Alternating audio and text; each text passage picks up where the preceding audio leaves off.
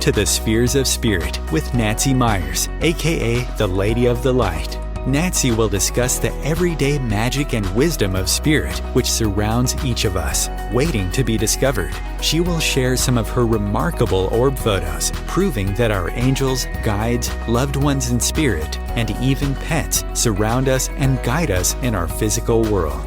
During this episode, Nancy will discuss one of the many spheres or aspects of spirit available to us based on her orb photography. She will also share a special channeled message from her guide, Leonini, and do an oracle card reading to help guide you along your personal spiritual adventure.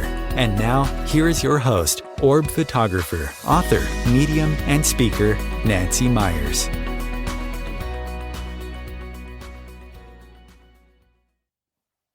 Hi, welcome to the show. I am Nancy Myers, and I'm really excited and honored that my guest today is with me. I think you guys are going to fall in love with her just as I did.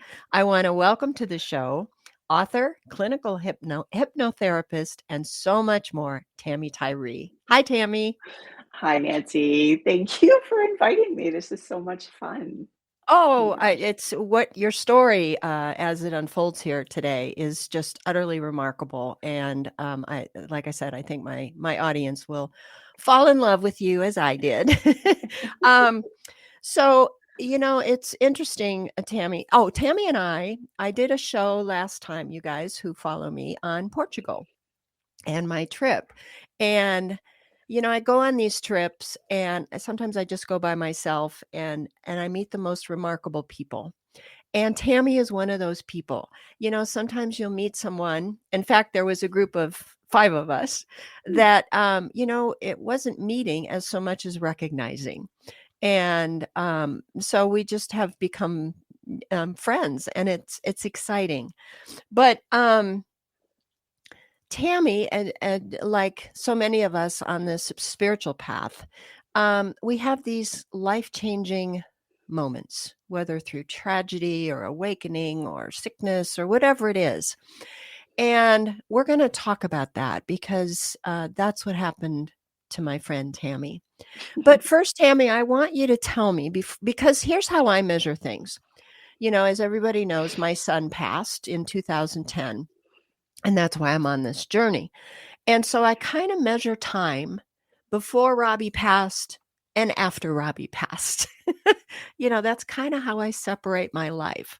So my first question to you is, what was your life like, briefly, before this life-changing event that we're going to get into in a minute? Well, really, I've been on a spiritual path since leaving home, very, very Christian indoctrinated home when I was 18, and forging my own way and just having a feeling for myself that what I had learned and what I had been brought up to believe was not right. It didn't feel right. It felt very dark. It felt very, and of course, I still have someone in my life and my family who's very fire and brimstone. Yeah. And and Don't we all? So you have to kind of cut ties. So going on my path and just exploring. I explored many different religions. I explored spirituality. I dug a little deeper into Christianity. I dug into paganism and Wiccanism and like sort of everything that I felt really drawn to, Mm-hmm. and pulling parts and pieces and noticing overall that there is just this one beautiful underlying belief in spirit. And we call it different things, but it all meant the same. So it was really interesting for me. And I became a hypnotherapist because I just had this gnawing at myself about past life, and sort of memories would peer at me, or just this burning fascination with paganism and with the witch trials and like all of these things, right? And I'm just like, I don't know what this means, but Yeah. Where'd that through come my from? own, it's like it was very, I don't know, wouldn't leave me alone. So Yeah. I give that some credo. It's like, okay, there's got to be something here. So working with a hypnotherapist and uncovering past lives, and finding out that we really live linearly. Our past is our present, is our future, is our past, kind of thing. I remembered several of them, and then I kind of pursued that a little bit. I divorced. I had 4 children with their dad, and we got divorced. And I'd met my husband Michael, and things sort of settled So for me. yeah, so you were light years ahead of me before my son passed. I didn't do anything. So you had already been exploring as a I possibility had, I and growth. had, and I had my own beliefs, but I didn't necessarily have what I would consider any kind of an ability. I would never have called myself psychic or medium or anything, and I honestly still don't. But I just things have up leveled to a Mhm. degree that's sort of, well, like, quite big. So But yet you'll have psychic or mediumship events or yeah, things that happen, yeah, that you can't deny. yeah, Even though you say you're not a absolutely, and medium, you'll go, okay, but something mhm. just happened. Yeah, yeah. Yeah. When my father passed, it's going on 22 years now, his passing was actually quite beautiful. And again, for me, it was this validation because there was 3 weeks basically he was in hospital, and he had one foot in the other world and one foot here. And he was able to tell us, like, wow, what he was seeing and experiencing, all these beautiful Oh, things. And yeah. we wrote them all down, all of the things he said. And that was kind of like, yep, I I just It sounded it right. just it really did. It sounded like, Yeah. yes, this is what is happening and what meant to happen when we pass. So I've never been afraid of death. I've always had that belief that we don't end when we drop out of these bodies. That Mhm. if anything, we begin, That's true. and yeah, or carry on.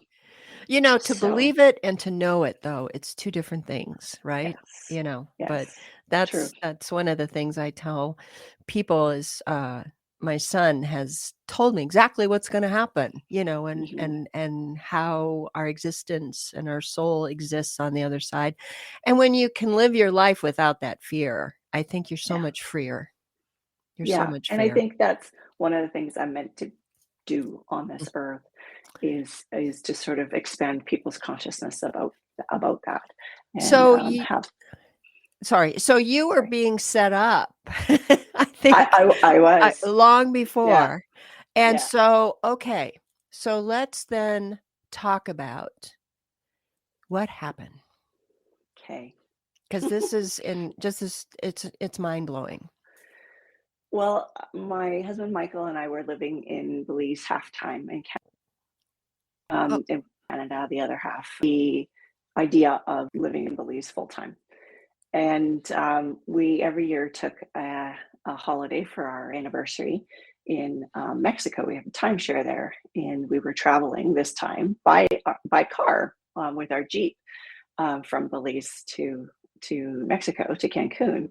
And that was a first for us, which was really cool. So for me, then I was going to go from Cancun back to Canada, visit with the kids, and then back to work for the summer. And he was going to join me later. Um, we got into an accident, and mm, Michael passed in the accident. I woke up in a clinic in Bacalar, Mexico.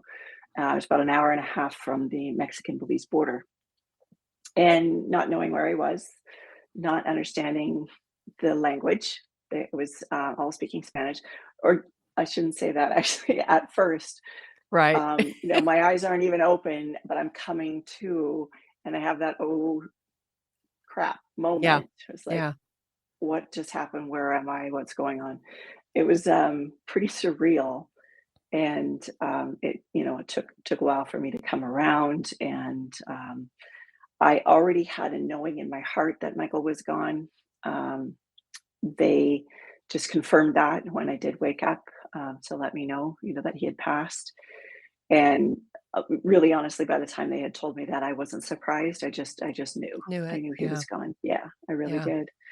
Um, and that, the first day was kind of this in and out of consciousness thing. I had a concussion, but I laid there and I felt my body at one point. I was just like, okay, am I missing limbs? Am I broken anywhere? Like, why don't I feel any pain other than, my head kind of throbbing and all the things.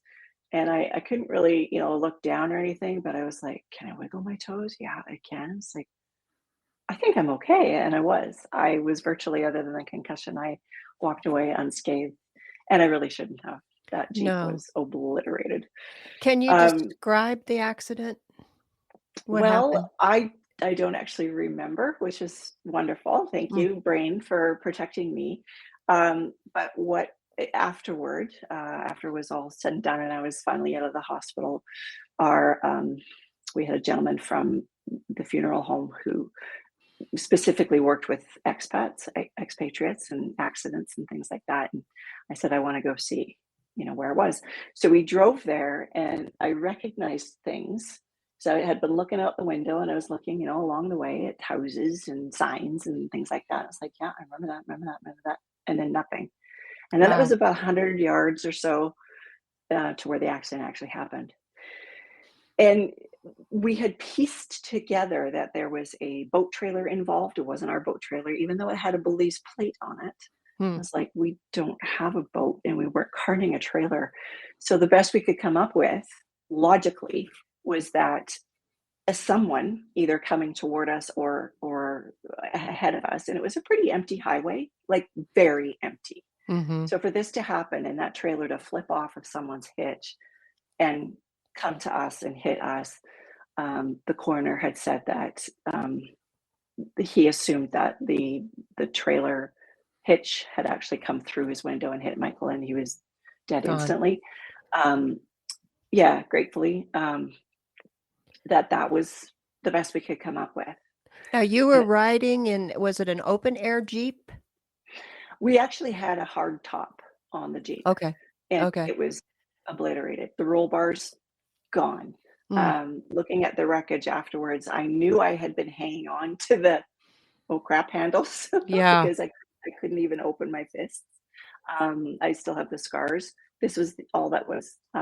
My ring finger, the very tip of it was fractured. My finger went black and blue, black, really black, and so puffy that my ring couldn't come off, which was a Wow. blessing. And I think Michael did that honestly because everything else in our Jeep, including his jewelry, was stolen off of us.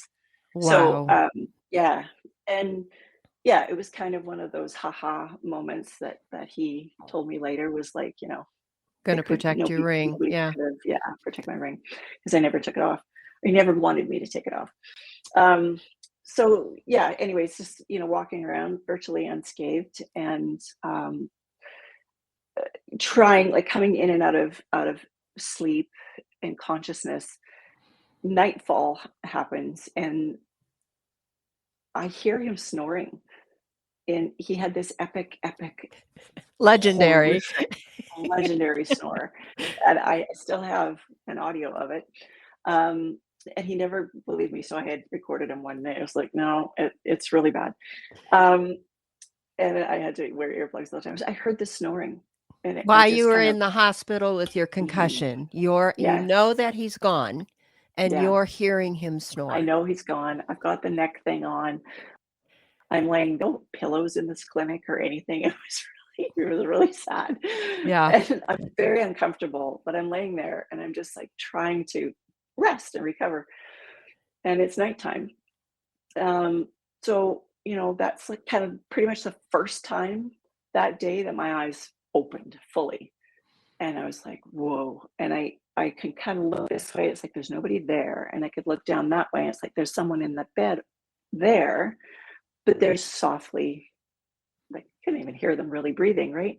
So I'm kind of listening out into the hallway, and we had like this open door, big door that was wide open. So it's like there's nothing, there's no footfalls, there's nothing. I was like, okay, mind playing tricks. So I just try it again, fall back asleep. I'm kind of asleep. I hear it again, And again, I opened my eyes and nothing. I was like, I know they told me he's gone. I know he's gone. Yeah. Where is this snoring coming from? Yeah. I was like, maybe I'm wrong. Like, am I crazy? Maybe Is he's in the hall or yeah. something. Like, Do yeah. I have So brain damage? I Yeah. know. Like, oh. So try it again, go to sleep again. And this time when I heard it, I kept my eyes closed and I just listened. And I just like, are you there? Is that you? And he started to talk to me.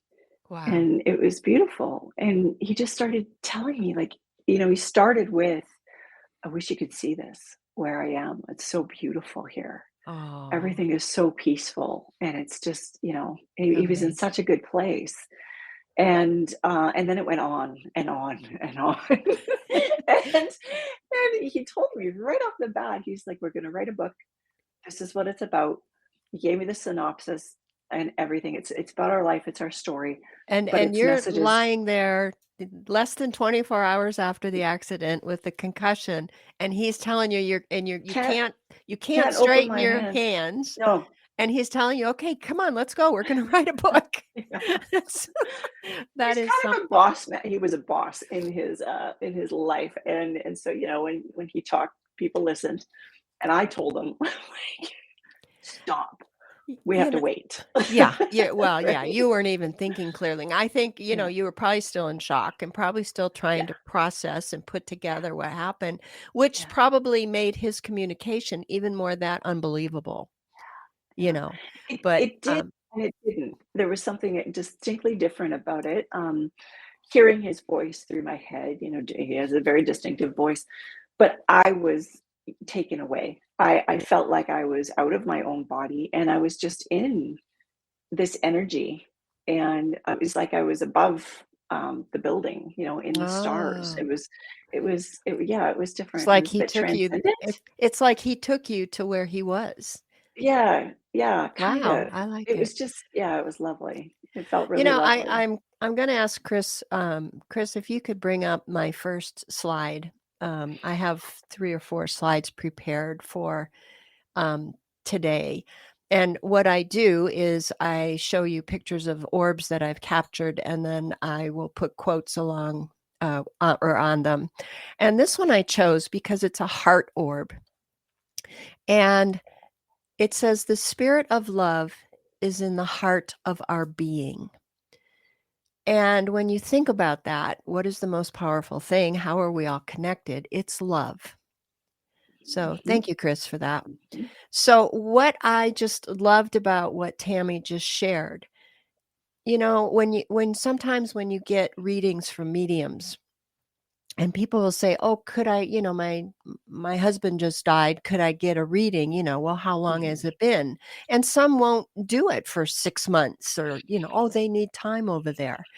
But here you are within hours of his crossing, and he came through so strong, and Yeah, I think he reiterated, "Hey, we're still connected," right? mhm. Absolutely, and it's a connection I have felt, ever since, really.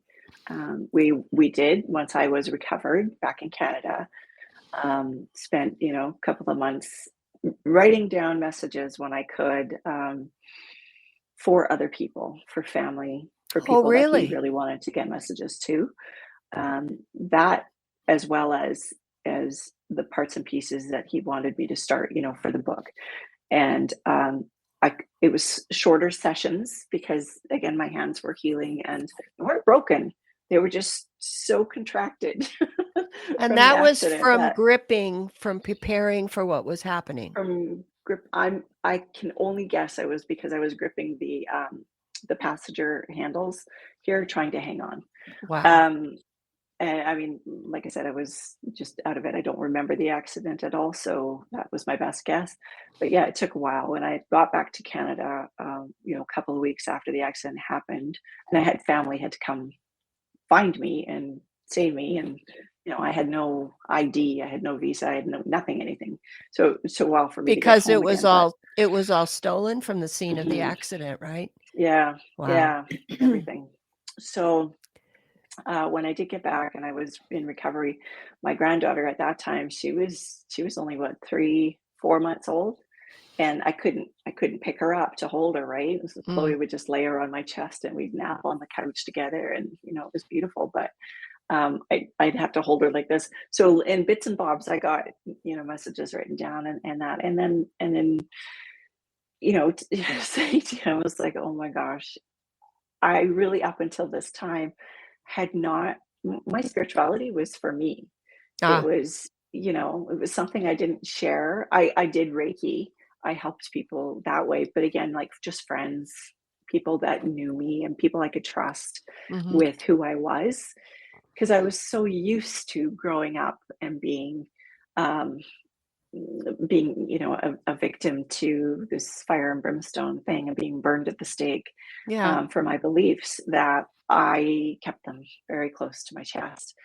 And Michael knew, he knew, how more spiritual that I really, really was. And our property, I wanted to turn into a retreat, have meditation retreats there, have spiritual retreats there and stuff like that. So we were kind of working toward that. But he just accepted it. He was like, He oh did. yeah, okay, Okay. that's fine. Yeah. Yeah. Yeah. He didn't make a big deal out of it or anything. At the same time, he wasn't that interested either. But I, and I knew that he was more than he thought he was. And I would Yeah. tell him he was very intuitive. And yeah, he could pick up on someone's, bad mood. First impressions were like, oh my gosh. He would just know Wow. in a minute who you were and what you were about when he'd meet you. And then he could tell you. And then he was always right about it. So I'd tell him, like, oh man, if you actually harness this Yeah. and use this for good, like, oh my gosh, you would, it would be amazing. Yeah. Well, it's it's interesting because I said earlier, spirit kind of sets us up, and I think that's what they did. Your book goes in. I mean, we're really glossing over the accident and what happened. And here's her book. It's called Dead Men Still Snore. And what happened at the accident? There were so many synchronicities. There were so Mhm. many things that got done that protected you, in kind of strange off the walls. We don't have time to go into everything. But one of the things that I thought was really interesting was how Michael from the other side, and I believe that he helped you with this. By the way, did he speak Spanish? He did actually a little bit. Okay, Yeah. because Yeah. there's a part in your book where you're in the hospital, you're all Mhm. alone, there's no family, you have no ID, they don't know who you are, and all you do is you hear the nurses and doctors talking in Spanish, Yeah. and you understood them, I understood it totally. and you didn't speak Spanish. No, I didn't. I don't speak Spanish. No. I mean, I can ask you for a couple of beers or where the bathrooms are. Yeah. That's about it, right? Yeah. But no, nothing. And I could, for a short time, I could totally understand what they were saying, and I could reply in Yeah. Spanish. I was whispering. I wasn't, able to talk very well, but I could. So when I was fully awake and listening, and then it was gone. Wow, it's That ability was like, yeah. it was pretty much gone, which was disappointing. I thought, "Ooh, maybe this is a new Yeah, skill." but again, I think, okay, you're being watched over, you're being, Yeah, yeah, protected. yeah, And the other thing that just astonished me is here you are in this remote area of Mexico, and who were the first people or, I friends of know. yours Yeah, just yeah, happened to drive by, yeah. right? They were lost, actually. I know They they were weren't. not supposed to be on that highway. I know. And that story is part of the non-coincidence that this book Mhm. is all about as well. Is their trip was planned a year ahead, and they knew that they were going to this place, the place that I ended up in, Bacalar.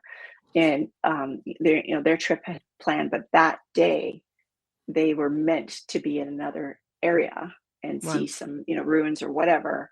And they kind of got lost and they ended up on our route. And so they were, it was probably about 3 minutes after the accident had happened, um, that they ended up there. And not really knowing that it was me, it was a really good friend of my daughter's. one of my daughters, but kind of feeling, and she's very connected, which was really interesting. Wow. When she finally, like later that day, found out through mutual friend of my daughter's and hers that we had been in an accident, or this might have been the next day actually, because it took a while for them to figure out who I was and where I was. She was like, "Oh my gosh, we were there, we were Yeah. there." And then Michael kept popping in, and she'd see him, and he'd come to their hotel room and sit on the edge of the bed, and he'd be like, "I just want to make sure Wow. you're okay. Like, are you, like, don't feel guilty," because she did. She felt guilty. She's like, "I should have followed the ambulance. I should have stayed with her, right?" Oh, And they didn't, because they really didn't know. But she had this feeling. It's like, "Oh, we should go." And her boyfriend was like, "Oh no, it's fine. She'll be fine." yeah. Anyway, Yeah. so he checked in on her numerous times. Yeah. So, that takes a strong soul. I mean, here he is there literally, I mean, probably under a couple hours when he, ended up on her bed, right? Yeah. So that tells you a lot about Michael.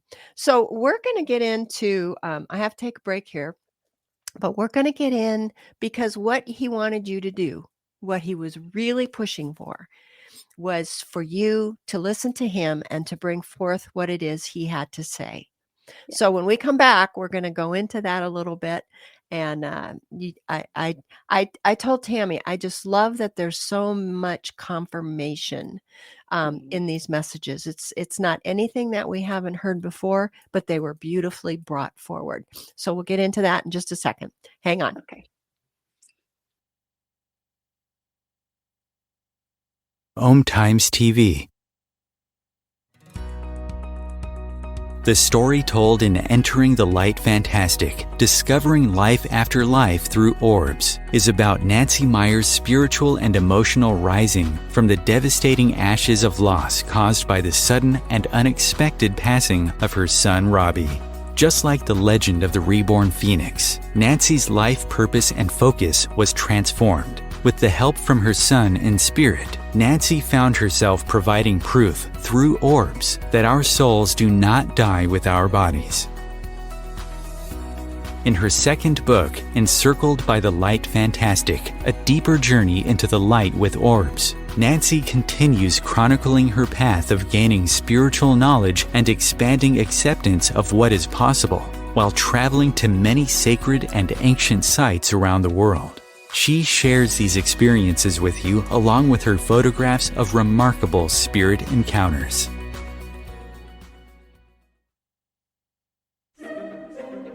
Imagine becoming a super influencer. Reinvent yourself, invest in your brand, and then manifest your success with a robust spheric approach. OMTimes Media and Broadcasting offers a unique and multifaceted way to become the spiritual and conscious influencer you deserve to be by putting your message across our powerful platform with its proven record of integrity and excellence. Through our produced shows, OMTimes offers the opportunity to become a social media TV personality, a radio show host, an OMTimes magazine columnist, and a syndicated podcaster, all in one shot.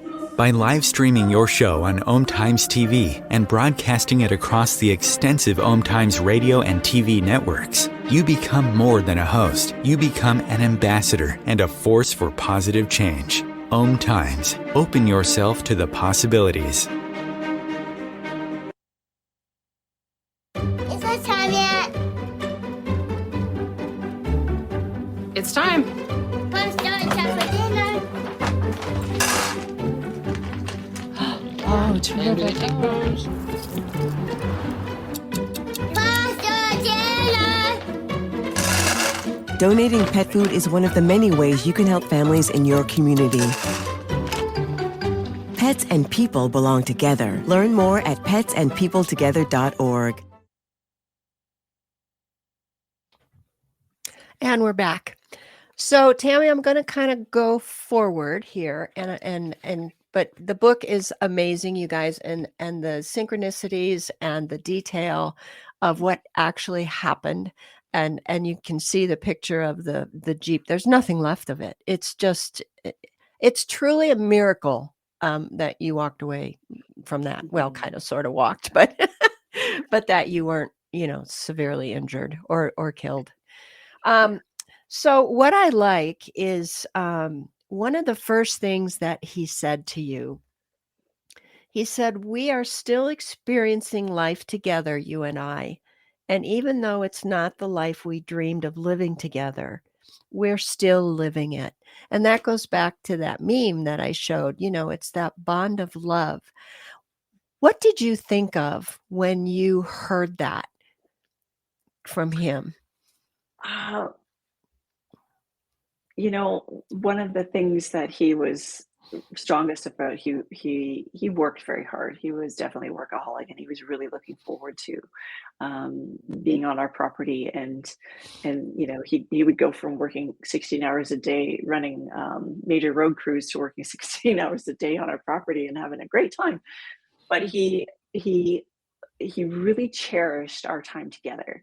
And he would always make sure that we had amazing vacations. We traveled around the world. We did so many things together, and it was like our own journey, just exploring and discovering new things all the time together. And it was just beautiful.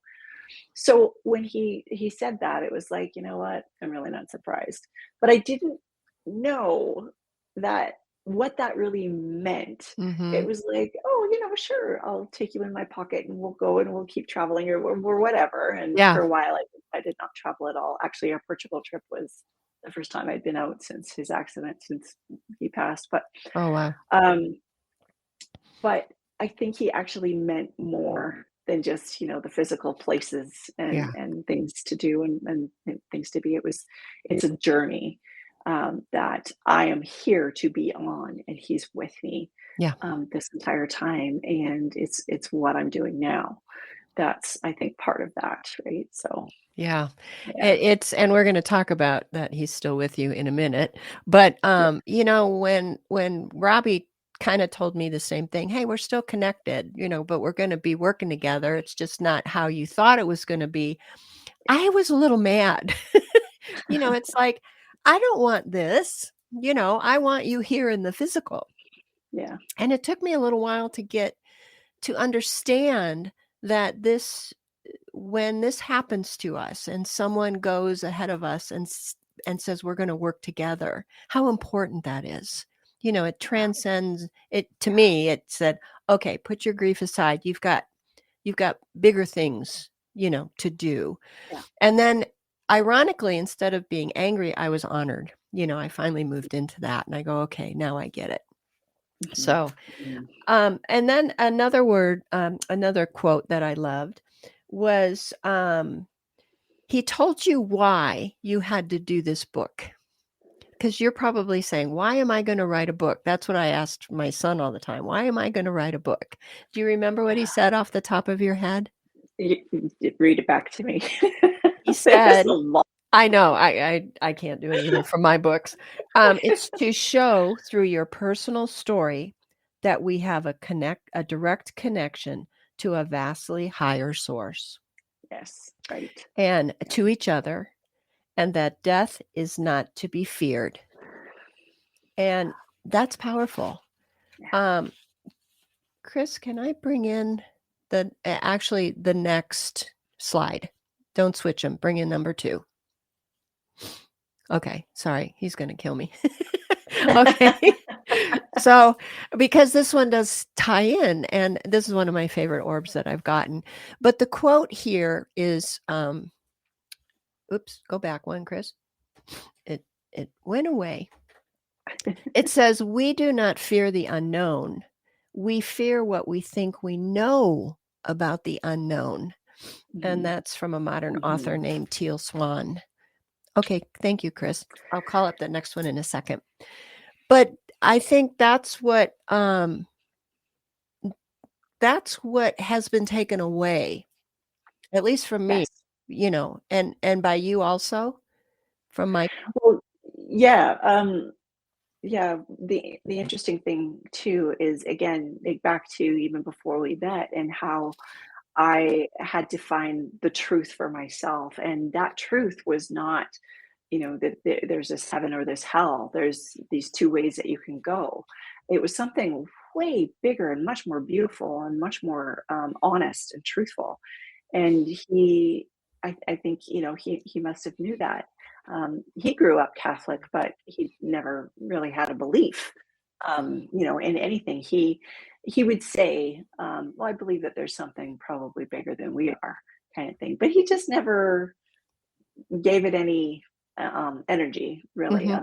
What happens when you die and that kind of thing. He's like, well, whatever happens, happens. Like, he's somehow Yeah. talked about it all the time, right? Yeah. There was no fear Um, with him, though, right?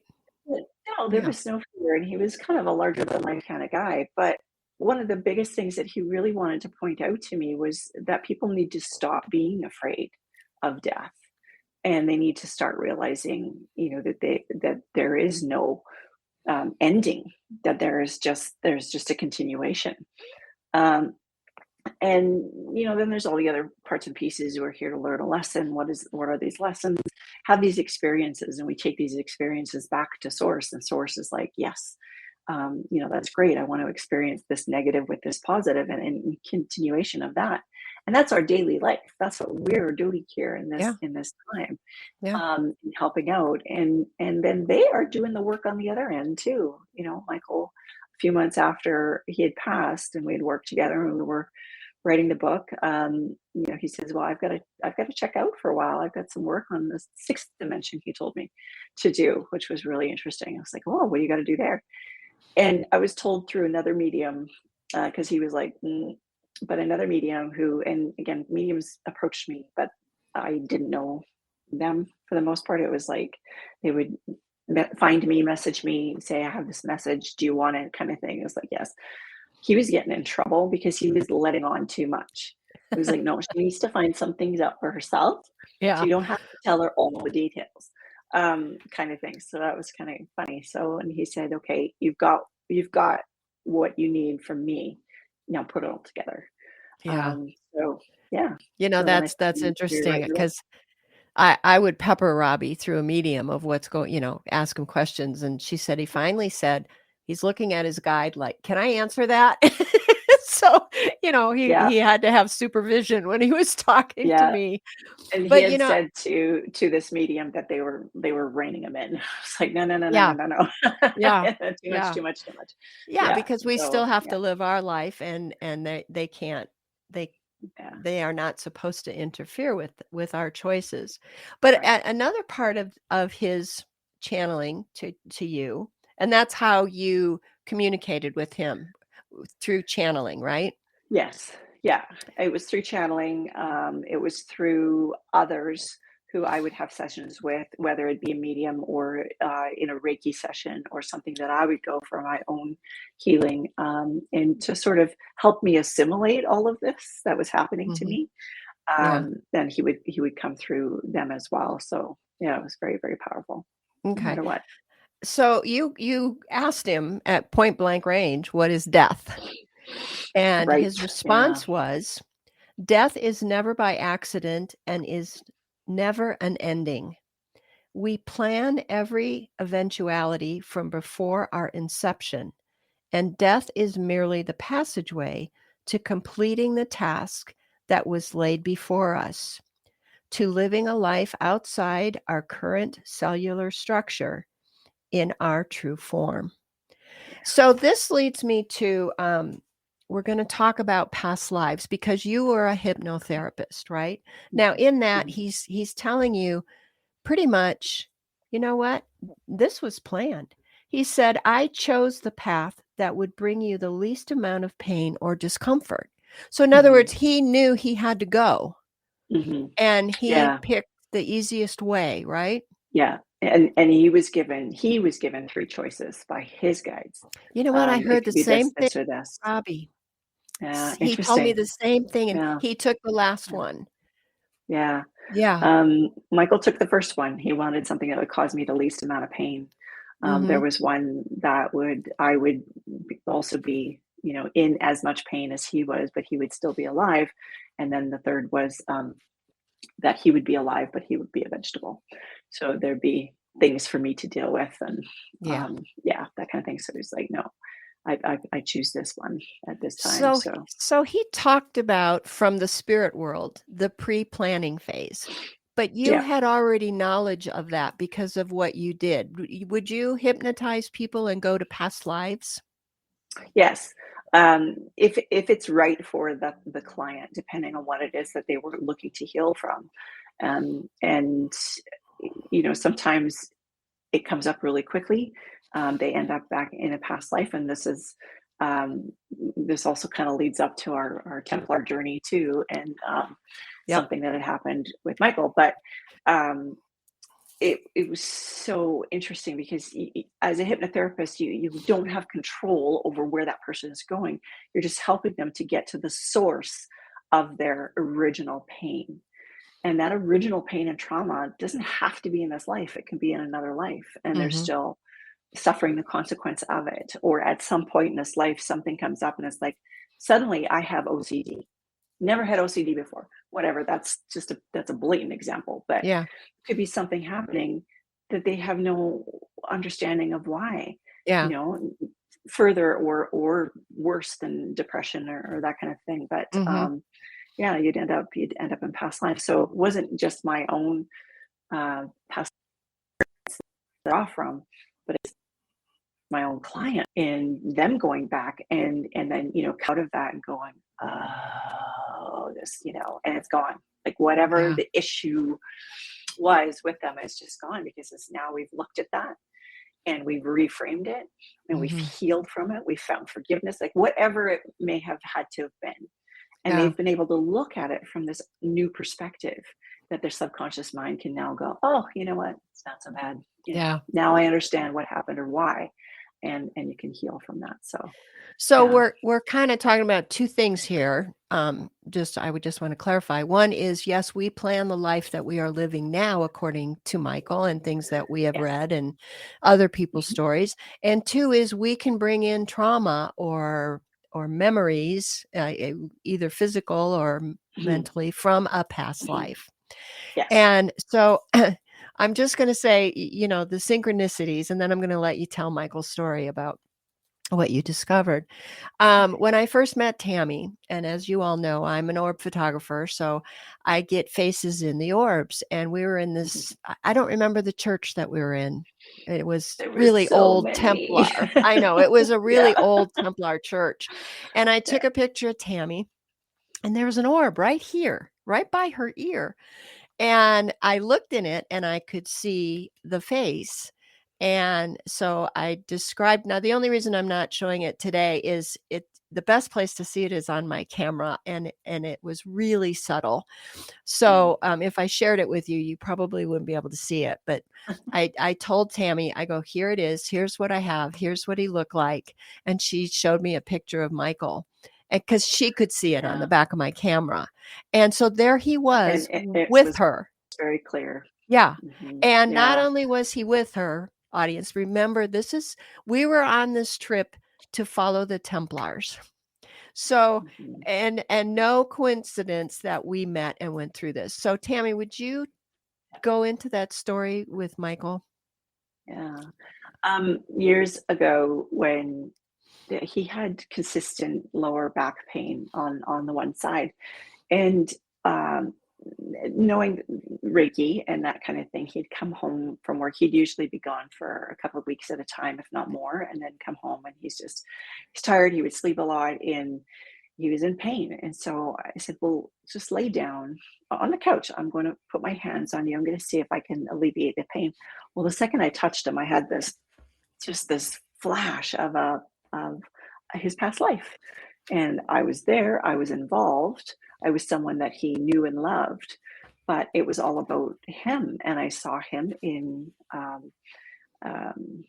chainmail type uniform, with a big black horse and big sword and all the things. And in a war, essentially, he got run through his back. I was so emotional about it because I was there. I was just in that space right that second when I put my hands on him. I was back in that life, experiencing this all over again. And I grieved right there right on over him. And he was like, what is going on right now? And I was like, oh my gosh, I see this. And I explained to him what's happening. He's just like he always was. He was just like, oh, okay. Oh, that's cool. You know? Yeah. I It's understand that like, response. blubbering. Oh my God. It was freaking out.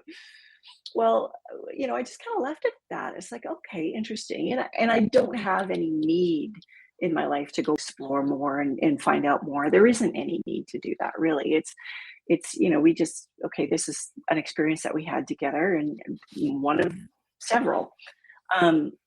It was when we were in Portugal, and leading up to that, it was a miracle that we even got the tickets. Me and my girlfriend Chris got the tickets, because you know how quickly they sell out, and there's only 16 seats, and we got them.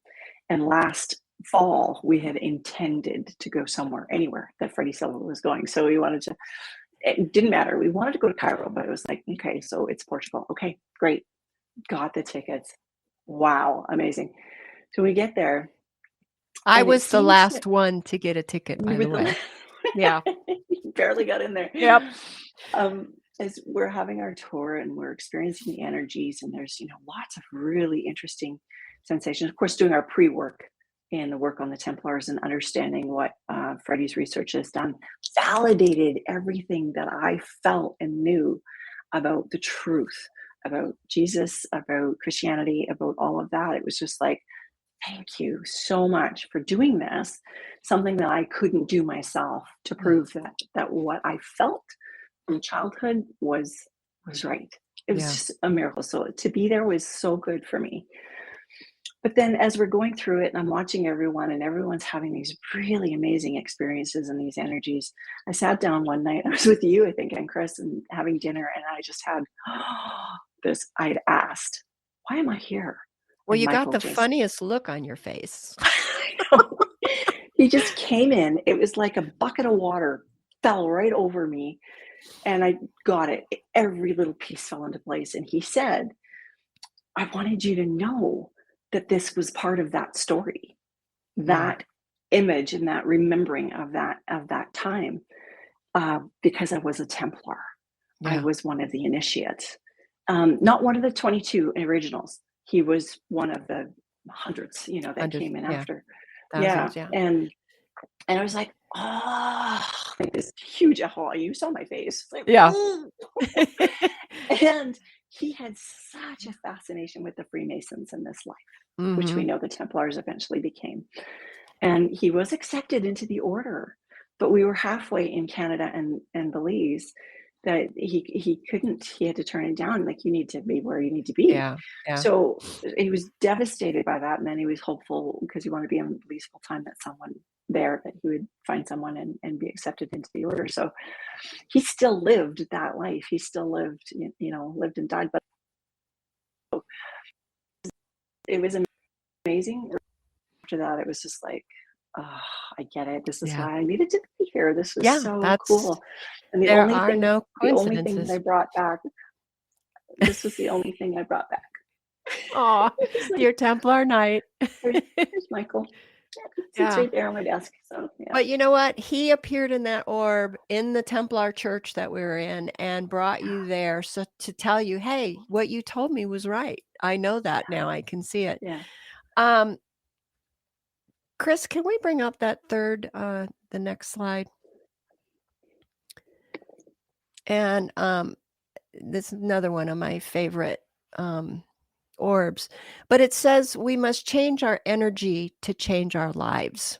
And of course, everything is energy, thoughts, words, everything around us.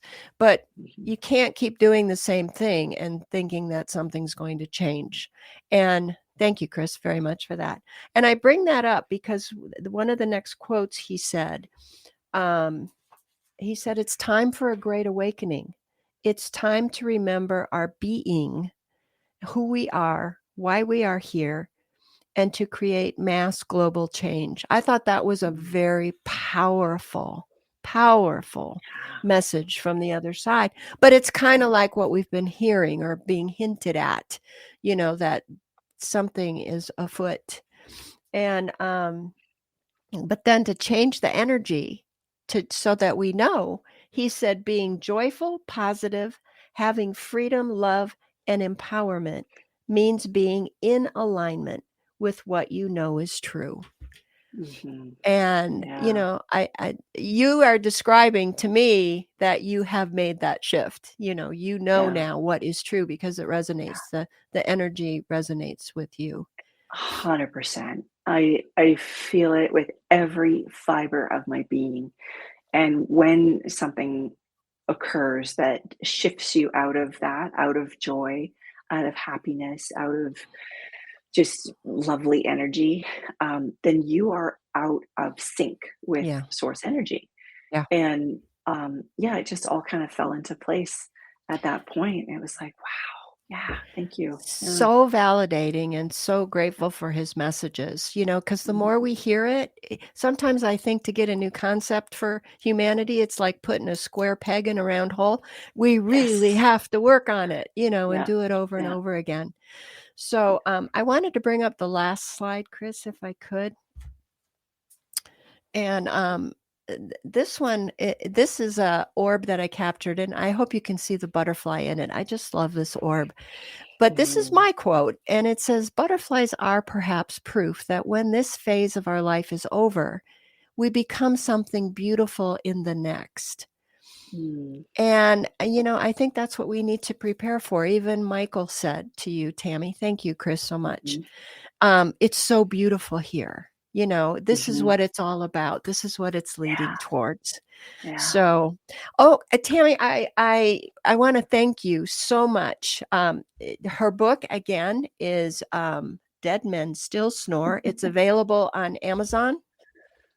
It is actually go to my website, tammytyree.com, and you'll be led to all the places. It's available everywhere. Okay. And then she's Yeah. also writing a series. Yeah. It's called Witches and Walk-ins. So you said That's the you're first. Yeah. yeah, and you're working on the Yeah. second one. Yes, the So second one should be out by end of July. yeah. Yeah. And then your contact information is here on OMTimes Radio, and it will also be on my website, theorbconnection.com. So, it's so funny. I sit with my guide, Leonini, and I always ask her for a message specifically for the podcast. So I sit with her. She normally shows me an image first, but this time she showed me a word. And you'll see how this ties in. So the word was sublime. Not a word I use. And the meaning is high spiritual, moral, or intellectual worth. So here's her message. Do you know that the spoken word, each word, carries its own vibration or series of vibrations? Your ability to speak and pronounce words separates you from other creatures of your world, and it is important for you to know the power that the spoken word carries. The meanings of the words are determined by their sound, which in turn creates its vibration. This vibration is to help you understand and respond to a word. So today, we ask you to think about sublime. It is a word that is difficult to say harshly when spoken because it carries a peaceful and venerable vibration. The sound of this word can take you to a beautiful place of inner peace. When you are in a sublime state, tensions and worries will melt away because the vibration of this word makes it difficult for lower vibrations to exist. Take a moment, close your eyes, and say the word sublime. So let me do the card reading for everybody. I'm going to pull a card. This one is called Spirit Messages. It's by the medium John Holland. So again, I'm going to pull a card with the intention that this will help all my listeners. So I don't normally use this deck. This is a relatively new deck for me, but I don't really have to read the card because there's messages on the card. So I will just read the message that I pick. Okay, so here we go. Oh my gosh. And it says, stay connected. Nice. I mean, we were just talking about we're always connected, right? It says Yeah. we are all born connected to spirit, often known as the divine source. Yet many of us have a tendency to pull away from that connection as we journey through life in the physical world. Now is an important time to reconnect to the source. Well, there it is. It's all tied up with a nice bow for everybody. So, Tammy, thank you again. I want to thank my audience for listening. Thanks, Nancy. And we'll see you next time. Take care. Bye-bye. Thanks. Bye.